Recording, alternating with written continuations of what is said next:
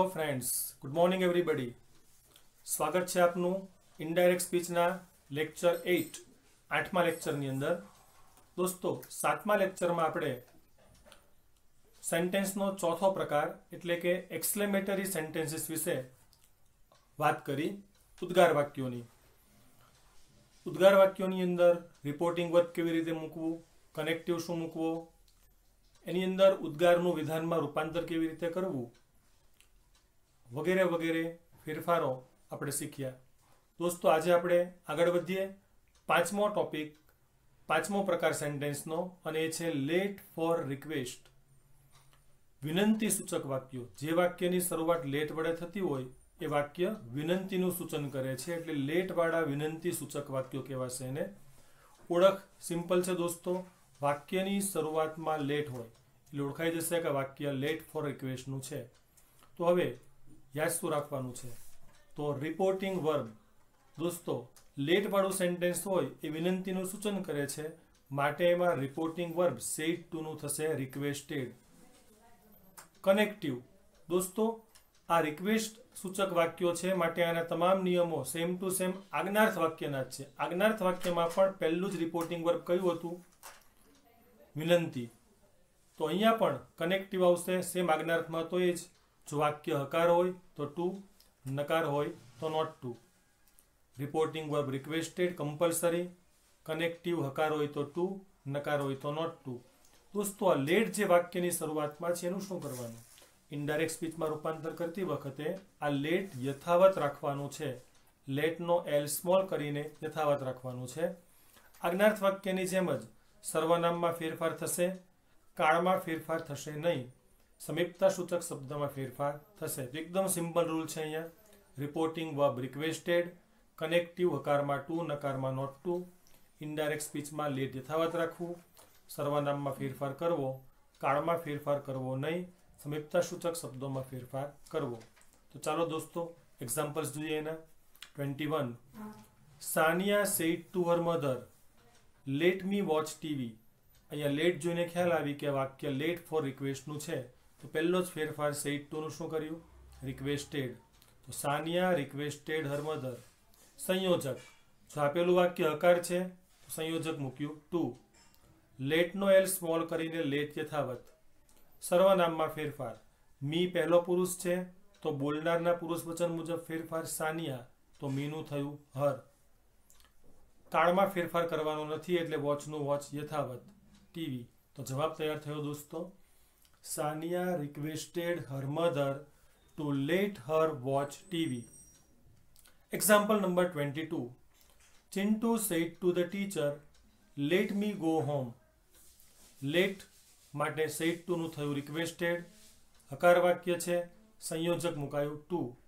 લેટનો L small કરીને let યથાવત। Me પહેલો પુરુષ, બોલનાર ચિન્ટુ છે તો મીનું થયું હિમ। કાળમાં ફેરફાર કરવાનો નથી, તો જવાબ તૈયાર થઈ ગયો। Chintu requested the teacher to let him go home. 23 husband said to wife let him not eat chocolate. નકાર વાક્ય છે દોસ્તો। અહીંયા લેટની હાજરી તો સેડ ટુ નું રિક્વેસ્ટેડ, નોટની હાજરી તો સંયોજક નોટ ટુ। દોસ્તો, અહીંયા સંયોજક નોટ ટુ મૂકો છો, ખરેખર ટુ જ મૂકો છો। નોટ જે સેન્ટેન્સમાં હતો એને જ આગળ ટુની આગળ લગાવી દેવાનો છે, અથવા તો નોટ ટુ મૂકો તો વાક્યમાંથી નોટ તમારે દૂર કરી દેવાનો છે પછી। તો husband requested wife not to let યથાવત એલ સ્મોલ કરીને સર્વનામ હિમ જે ત્રીજો પુરુષ છે તો નિયમ પ્રમાણે ત્રીજો પુરુષ યથાવત, નો ચેન્જ। નોટ આગળ જતો રહ્યો, કાળમાં ફેરફાર કરવાનો નથી, ઈટ બેઠું જ ચોકલેટ। તો જવાબ તૈયાર થયો husband requested wife not to let him eat chocolate. 24 Katrina said to Salman let her not read your diary. લેટની હાજરી જોઈને સેડ ટુ નું કર્યું આપણે રિક્વેસ્ટેડ। નકાર વાક્ય છે તો સંયોજક not to, let L small કરીને યથાવત। હર જે ત્રીજો પુરુષ છે તો નિયમ પ્રમાણે ત્રીજો પુરુષ યથાવત રાખવો, તો હર યથાવત। કાળમાં ફેરફાર કરવાનો નથી તો રીડ પણ યથાવત। યોર બીજો પુરુષ છે, સાંભળનારના પુરુષ વચન મુજબ ફેરફાર, સાંભળનાર છે સલમાન તો યોરનું થશે હિઝ। તો આન્સર તૈયાર થયો। Katrina requested Salman not to let her read his diary. तो दोस्तों एकदम सिंपल वाक्यो छे लेट वाळा। आवो ज एक प्रकार छठ्ठो प्रकार लेट्स फॉर प्रपोजल। ત્યાં લેટ હતું, અહીંયા લેટ્સ છે, બંને અલગ છે દોસ્તો, બંનેના રૂલ્સ પણ અલગ છે। લેટ્સ વાળા સેન્ટેન્સ સૂચન કરે છે પ્રપોઝલ એટલે કે દરખાસ્તનું, દરખાસ્ત સૂચક વાક્યો। ઓળખ વાક્યની શરૂઆતમાં તમને લેટ્સની હાજરી જોવા મળશે। દોસ્તો લેટ્સ આવે એટલે રિપોર્ટિંગ વર્બ લખવાનું છે તમારે પ્રપોઝડ અથવા તો સજેસ્ટેડ। પ્રપોઝડ અથવા સજેસ્ટેડ અથવા મતલબ બેમાંથી કોઈ પણ તમે મૂકી શકો છો। આ બંને માટે કોઈ અલગ નિયમ નથી। પ્રપોઝડ કે સજેસ્ટેડ તમને જે યાદ આવે બેમાંથી મૂકી શકો છો, બંને એક જ છે। કનેક્ટિવ દોસ્તો અહીંયા કનેક્ટિવ આવશે વિધાન વાક્યની જેમ ધેટ। તમે જોયું દોસ્તો ધેટ સંયોજક મોટા ભાગના વાક્યોમાં છે। 7 પ્રકારના વાક્યો છે, એમાંથી 4 પ્રકારના વાક્યમાં તો સંયોજક શું છે ધેટ। 3 જગ્યાએ તો આવી ગયો, વિધાનમાં ધેટ હતો, ઉદ્ગારમાં ધેટ હતો, ફરી લેટ્સમાં ધેટ છે, અને પછી 7મો પ્રકાર જે ભણવાના છે ત્યાં પણ ધેટ છે। તો લેટ્સ વાળા સેન્ટેન્સનું કનેક્ટિવ આવશે ધેટ। અને હવે અધર ચેન્જીસ, લેટ્સનું શું કરવું? આગળના પ્રકારમાં લેટ હતો એ યથાવત રહેતો હતો, પણ દોસ્તો લેટ્સ યથાવત રહેતો નથી। લેટ્સનું રૂપાંતર કરવાનું છે શેમાં? લેટ્સનું રૂપાંતર ક્યાં તો વી શુડ ક્યાં તો ધે શુડમાં કરવાનું છે। અહીંયા પણ દોસ્તો ખાસ ધ્યાન આપજો, તમે આગલા ધોરણમાં ખોટો રૂલ શીખીને આવ્યા છો કે લેટ્સનું હંમેશા વી શુડ કરી દેવાનું અથવા તો ધે શુડ કરી દેવાનું, નહીં દોસ્તો। એનું વી શુડ ક્યારે કરવું, ધે શુડ ક્યારે કરવું એ ડિપેન્ડ કરે છે વાક્યના સ્પીકર અને લિસનર પર। શું નિયમ છે? જો વાક્યનો બોલનાર એટલે કે સ્પીકર અથવા તો સાંભળનાર એટલે કે લિસનર, પપ્પુ મતલબ પહેલો પુરુષ, પપ્પુ નહીં, જો વાક્યનો બોલનાર કે સાંભળનાર પહેલો પુરુષ હોય એટલે જો બોલનાર આઈ કે વી હોય અથવા સાંભળનાર મી કે અસ હોય, બોલનારના સ્થાને આઈ કે વી દેખાય કે સાંભળનારના સ્થાને મી કે અસ દેખાય ત્યારે લેટ્સનું કમ્પલસરી શું કરવાનું? We should. અને બેમાંથી એક પણ પહેલો પુરુષ ન હોય તો કરવાનું ધે શુડ। અન્ડરસ્ટેન્ડ? ત્યાર પછી ગઈકાલે એટલે કે ગયા લેક્ચરમાં આપણે જ્યારે 5મો પ્રકાર ભણ્યા એક્સક્લેમેટરી ઉદ્ગાર વાક્યો, ત્યારે તમને કહ્યું હતું કે આ નિયમ ઉદ્ગાર અને લેટ્સ વાળા વાક્યોમાં છે। કયો? સાંભળનારની આગળ ટુ યથાવત રાખવું। સવાલની અંદર સેડ ટુ હોય છે, એ સેડ ટુ બી, તો આ સેડ ટુ નો જે ટુ છે બી ની આગળ એ યથાવત રાખવાનો છે વાક્યમાં હોય તો। યાદ રાખજો આ ટુ બે જ વાક્યોમાં યથાવત રહે છે, ઉદ્ગાર અને લેટ્સ, બીજે ક્યાંય નહીં। બીજું, જો બોલનાર કે સાંભળનાર પહેલો પુરુષ હોય અને એ સમય એવું બને કે વાક્યની અંદર કોઈ સર્વનામ પહેલા પુરુષનું આવે તો દોસ્તો એવા સમયમાં મારે પહેલા પુરુષને બદલવાનો નથી। જનરલી વાક્યમાં પહેલો પુરુષ આવે તો આપણો નિયમ કયો છે કે બોલનારના પુરુષ વચન મુજબ ફેરફાર કરવો, પણ લેટ્સ વાળા વાક્યમાં અને એમાંય બોલનાર કે સાંભળનાર બેમાંથી એક પણ પહેલો પુરુષ હોય તો વાક્યનો પહેલો પુરુષ બદલવો નહીં, યથાવત રાખવો। હમણાં એક્ઝામ્પલમાં તમને હું સમજાવું છું, નિયમ યાદ રાખજો। આગળના ટોપિકની જેમ જ સર્વનામમાં ફેરફાર કરવાનો છે, કાળમાં ફેરફાર કરવાનો નથી, સમીપતા સૂચક શબ્દોમાં ફેરફાર કરવો। ફરી એકવાર દોસ્તો, લેટ્સ વાળું વાક્ય આવે એટલે રિપોર્ટિંગ વર્બ પ્રપોઝડ અથવા તો સજેસ્ટેડ બેમાંથી જે મૂકવું હોય તે, સંયોજક મૂકવાનું છે ધેટ। લેટ્સનું રૂપાંતર બોલનાર સાંભળનાર જોઈને કરવું।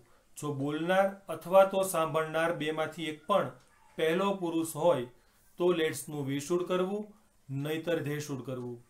સાંભળનારની આગળ ટુ યથાવત રાખવું, અને જ્યારે તમે વી શુડ મૂકો છો મતલબ વાક્યનો બોલનાર કે સાંભળનાર પહેલો પુરુષ હોય ત્યારે જો વાક્યની અંદર તમને પહેલો પુરુષ દેખાય આઈ કે વીનું કોઈ રૂપ તો એને યથાવત રાખવું, એને બદલવું નહીં। સર્વનામમાં ફેરફાર કરવો, કાળમાં ફેરફાર કરવો નહીં, સમીપતા સૂચક શબ્દોમાં ફેરફાર કરવો। એક્ઝામ્પલ જોઈએ દોસ્તો। 25મું એક્ઝામ્પલ છે, the teacher sad to the pupils let's go to the laboratory. શિક્ષકે વિદ્યાર્થીઓને કહ્યું ચાલો આપણે પ્રયોગશાળામાં જઈએ। લેટ્સ જોયા પછી તરત જ આપણને ખ્યાલ આવશે કે વાક્ય લેટ્સ ફોર પ્રપોઝલનું છે, માટે રિપોર્ટિંગ વર્બ સેડ ટુ નું થશે સજેસ્ટેડ અથવા તો પ્રપોઝડ, બેમાંથી જે મૂકવું હોય તે। સાંભળનારની આગળ જે ટુ છે એ જવાબમાં યથાવત રાખવાનો છે. The teacher suggested to the pupils, સંયોજક મૂકવાનો છે મારે ધેટ. લેટ્સનું રૂપાંતર વી શુડમાં કરવું કે ધે શુડમાં, ક્યાં જોવાનું? બોલનાર આઈ કેવી છે, સાંભળનાર મી કે અસ છે, ના, તો ધે શુડ. જો બોલનાર કે સાંભળનાર પહેલો પુરુષ હોય એટલે કે અહીંયા આઈ કે વી હોય, અહીંયા મી કે અસ હોય તો વી શુડ, નહીતર ધે શુડ.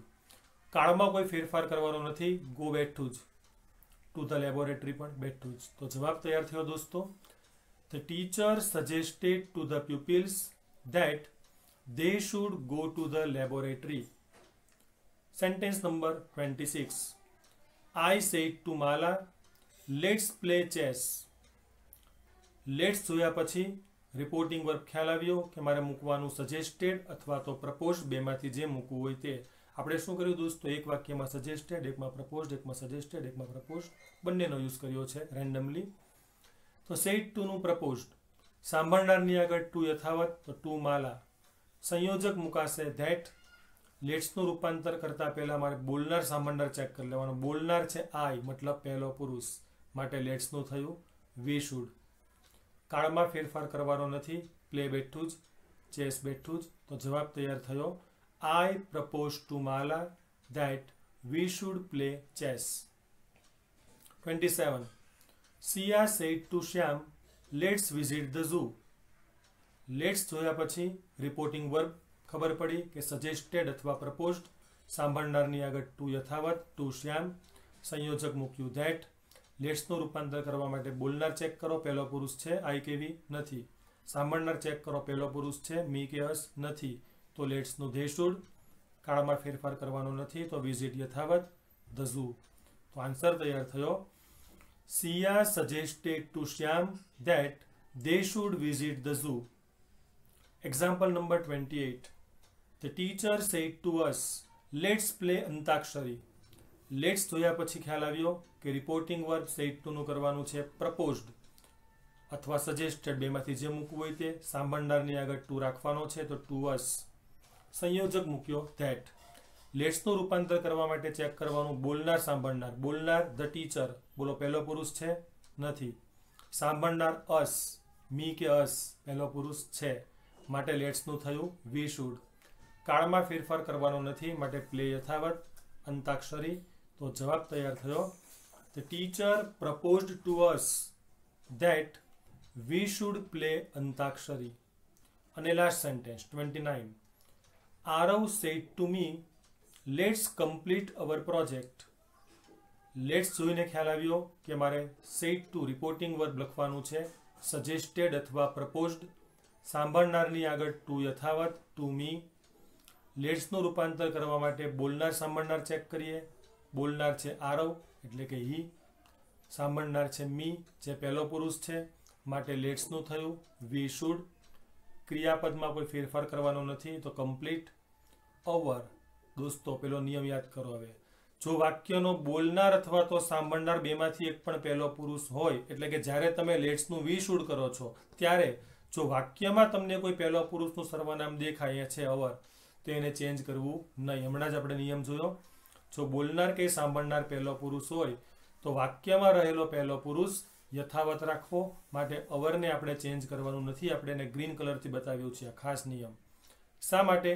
કેમ કે અહીંયા જે ક્રિયા થાય છે એમાં બોલનાર સાંભળનાર બંને ઇન્વોલ્વ છે. જુઓ દોસ્તો, આરવે મને કહ્યું ચાલો આપણો પ્રોજેક્ટ પૂર્ણ કરીએ. તો પ્રોજેક્ટ કોણ પૂર્ણ કરશે? આરવ અને હું બંને અંદર ઇન્વોલ્વ છે, એટલે આપણો પ્રોજેક્ટ જ રહેશે, તેમનો પ્રોજેક્ટ નહીં થાય. જો અહીંયા ધ્યાન કરી નાખવું તો શું અર્થ થઈ જાય? આરવે મને સૂચવ્યું કે તેમણે તેમનો પ્રોજેક્ટ પૂર્ણ કરવો જોઈએ. નહીં દોસ્તો, આરવ ને હું બંને ઇન્વોલ્વ છીએ અંદર, એટલે આ નિયમ અહીંયા ખાસ લેટ્સ માટે જ છે કે લેટ્સ વાળા વાક્યમાં બોલનાર કે સાંભળનાર બેમાંથી એક પણ પહેલો પુરુષ હોય અને વાક્યમાં જો પહેલો પુરુષ આવે તો વાક્યનો પહેલો પુરુષ છે એને યથાવત રાખવો, એને ચેન્જ કરવો નહીં. તો જવાબ તૈયાર થયો. Aarav suggested to me that we should complete our project. દોસ્તો, દરેકને બરોબર ખ્યાલ આવી ગયો છે કે લેટ્સ ફોર પ્રપોઝલ વાળા વાક્યો કઈ રીતે લખવા અને લેટ ફોર રિક્વેસ્ટ વાળા વાક્યો કઈ રીતે લખવા. ફરી એકવાર ઝડપથી, જો લેટ હોય તો એ વિનંતીનું સૂચન કરે છે, એમાં રિપોર્ટિંગ વર્બ રિક્વેસ્ટેડ, સંયોજક હકારમાં ટુ નકારમાં નોટ ટુ, લેટને એલ સ્મોલ કરી યથાવત રાખવાનું છે, સર્વનામ સમીપતા સૂચક શબ્દ બદલવાનો છે, કાળ બદલવાનો નથી. અને લેટ્સ આવે તો રિપોર્ટિંગ વર્બ પ્રપોઝડ અથવા સજેસ્ટેડ ટુ, સંયોજક ધેટ મૂકવાનો છે. લેટ્સને યથાવત ન રાખતા જો વાક્યનો બોલનાર કે સાંભળનાર પહેલો પુરુષ હોય તો વી શુડમાં રૂપાંતર, નહીતર ધે શુડમાં રૂપાંતર. સાંભળનારની આગળ ટુ યથાવત રાખવાનો છે. જ્યારે બોલનાર કે સાંભળનાર પહેલો પુરુષ હોય ત્યારે વાક્યમાં જો પહેલો પુરુષ સર્વનામ આવે તો એને યથાવત રાખવાનું છે. સર્વનામ સમીપતા સૂચક શબ્દ બદલવાનું છે, કાળ બદલવાનો નથી. તો દોસ્તો, આ સાથે પાંચમો અને છઠ્ઠો પ્રકાર એટલે કે લેટ અને લેટ્સ વાળા સેન્ટેન્સ પણ અહીંયા પૂર્ણ થયા. હવે માત્ર એક જ પ્રકાર બાકી રહ્યો, ઓપ્ટેટિવ સેન્ટેન્સ, જે આપણે જોઈશું નેક્સ્ટ લેક્ચરની અંદર.